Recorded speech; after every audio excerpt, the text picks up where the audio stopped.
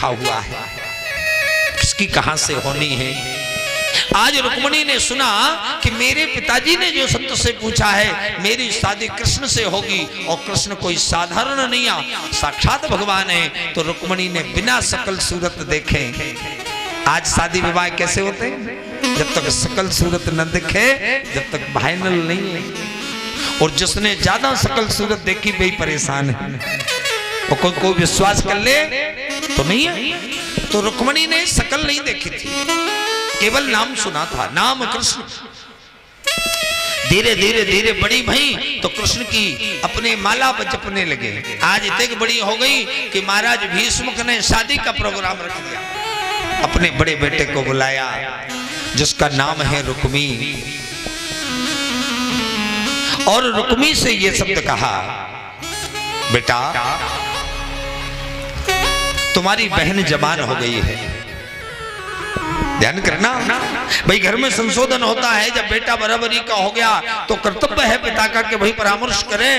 तो पिता ने जब परामर्श किया रुक्मी से कि तुम्हारी बहन है वो जवान हो चुकी है, शादी करनी है। तो उन्होंने कहा कि पिताजी आप बताइए, शादी तो करनी है भाई, जब बच्ची सियानी है तो शादी तो निश्चित है, पर किससे करनी है। महाराज भीष्मक ने कहा, बेटा तुम बताओ भाई, तुम अब चलते फिरते हो, तुम्हें पता है कौन सा घर, कैसा लड़का अपने जो पसंद आ जाए तो कर देंगे। भीष्मक से कहा बेटा ने, नहीं पहले आप बताओ, आप सियाने हैं। उन्होंने कहा, बेटा मेरी तो ऐसी इच्छा है कि मेरी जो बच्ची है सुकोमल है, सुकन्या है, सुधर्मणी है, बहुत ही सुंदर है, और ऐसी कन्या के योग्य जो वर है वो है केवल द्वारकाधीश। जहां द्वारकाधीश का नाम लिया तो अनेक प्रकार के कटु वचन, पिताजी आज नाम लिया सुन लिया, आप उसका नाम मत लेना, उसके साथ हम शादी करेंगे नहीं, नहीं, नहीं। अरे लोग कहते हैं जिसके खानदान का ही पता नहीं, कोई कहता है किसका है, वसुदेव का, कोई कहता है नंद का, नहीं नहीं नहीं हम उसके साथ शादी नहीं करेंगे। आज महाराज भीष्म जी समझ गए, नहीं नहीं नहीं कोई बात नहीं, बिल्कुल मौन हो गए। उन्होंने कहा उसी समय, बेटा भाई मैंने तो अपनी बुद्धि से बताया है, अब जो तुम्हारी इच्छा हो सब बताओ। आज रुक्मी ने अपने पिता से कहा, पिताजी यदि हमारी बहन का संबंध होगा जो हमारी बराबरी का होगा, और इस समय हमारी बराबरी का केवल एक है, वो है चेदी नरेश दमघोष का बेटा शिशुपाल। अब आप यहां तो देखें, दमघोष का जो बेटा शिशुपाल है, शिशुपाल और कृष्ण दोनों मामा और फुआ के हैं। शिशुपाल फुआ का है और कृष्ण मामा के हैं, और इस समय वो कह रहा है रुक्मी के, नहीं नहीं हम कृष्ण से नहीं, हम शिशुपाल से शादी करेंगे।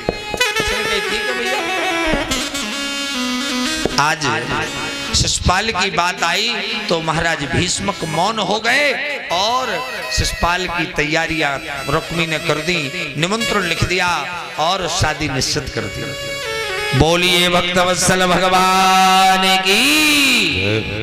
आज जब शादी की, जानते हो शादी की कितनी तैयारियां हैं, निमंत्रण दे दिया शिशुपाल के लिए, और शिशुपाल मामा और फुआ के कृष्ण देखना, और दोनों में विरोध है।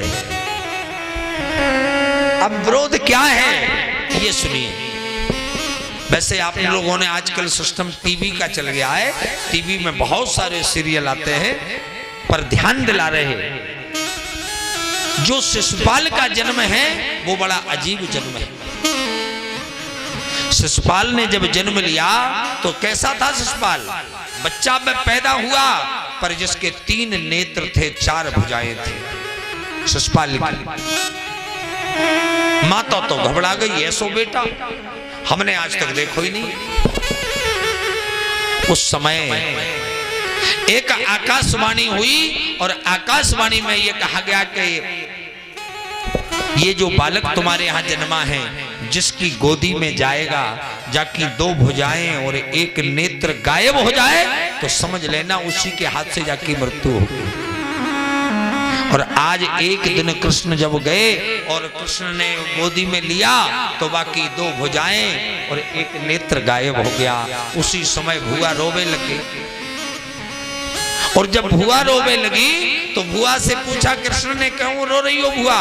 बोले बेटा वरदान मुझे आकाशवाणी से मिला है कि तू अपने भाई को मारेगा।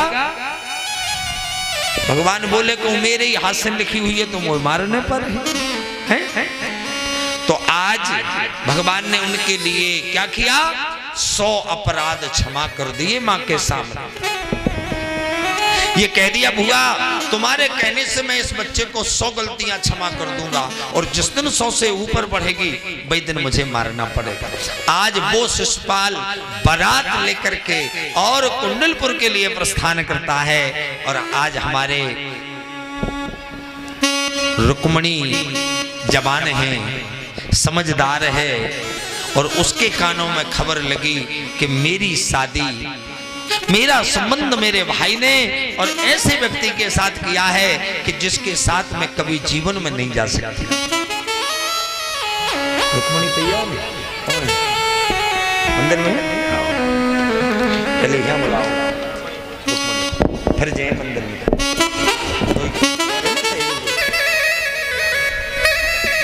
नहीं ऐसे सामने से ले लो, अच्छा ऐसे ले लो चाहे ऐसे, हाँ ऐसे।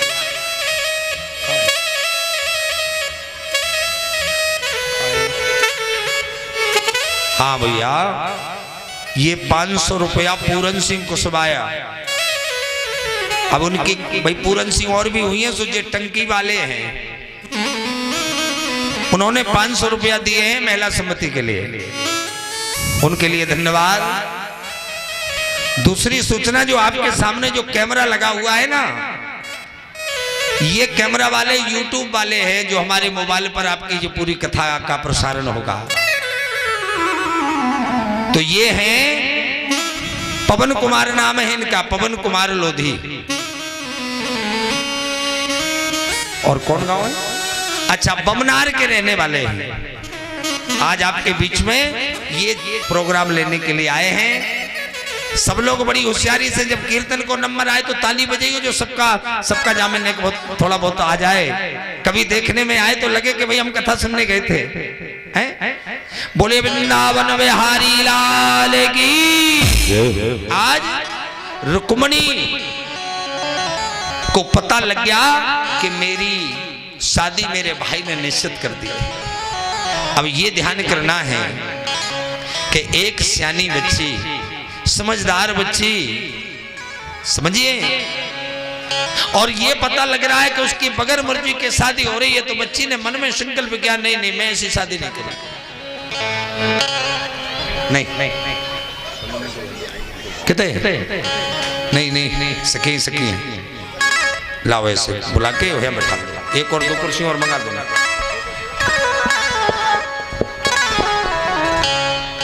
अब वो बिल्कुल शांति का दान देंगे। रुक्मणी जी आ रही